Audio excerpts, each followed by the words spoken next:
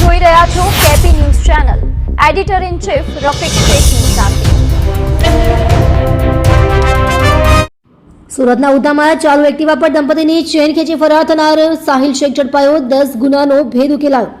સુરતના ઉધના વિસ્તારમાં જાહેરમાં ચેન સ્નેચિંગની ઘટનાએ ચકચાર મચાવી હતી. બાઇક પર જઈ રહેલા એક દંપતીને નિશાન બનાવી એક ગટીયો સોનાની ચેન ખેંચી ફરાર થઈ ગયો હતો. જોકે આ સમગ્ર ઘટના નજીકના સીસીટીવી કેમેરામાં કેદ થઈ ગઈ હતી, જેના આધારે ઉધના પોલીસે તપાસનો ધમધમાટ શરૂ કર્યો હતો. ચેન સ્નેચિંગનો આરોપી ઝડપાયો. ઉધના પોલીસે ટેકનિકલ સર્વેલન્સ અને બાતમીદારની મદદથી આરોપી સાહિલ ઝાકીર શેખને દબોચી લીધો છે.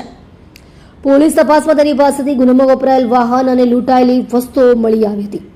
સોનાની ચેન, મોપેડ ગાડી, કુલ મુદ્દામાલ અંદાજે 2,05,000. આરોપીની ધરપકડ બાદ તેની પૂછપરછમાં ચોંકાવનારા ખુલાસા થયા છે. સાહિલ શેખ કોઈ નવો નિશાળ્યો નથી, પરંતુ સુરત શહેરના અલગ અલગ પોલીસ સ્ટેશનોમાં તેની વિરુદ્ધ અગાઉ 10થી વધુ ગુનાઓ નોંધાઈ ચૂક્યા છે.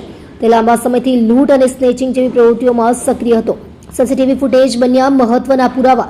ઘટના સમયે આરોપી જે પ્રકારે દંપતીની પાછળ મોપેડ લઈને આવ્યો અને ઝપટ મારીને ચેન ખેંચી, તે દ્રશ્યો સીસીટીવીમાં સ્પષ્ટ દેખાતા હતા. ફૂટેજના આધારે પોલીસે આરોપીના રૂટને ટ્રેક કર્યો અને તેને ઝડપી લેવામાં સફળતા મેળવી. તમે જોઈ રહ્યા છો કેપી ન્યૂઝ ચેનલ રફીક શેખની સાથે.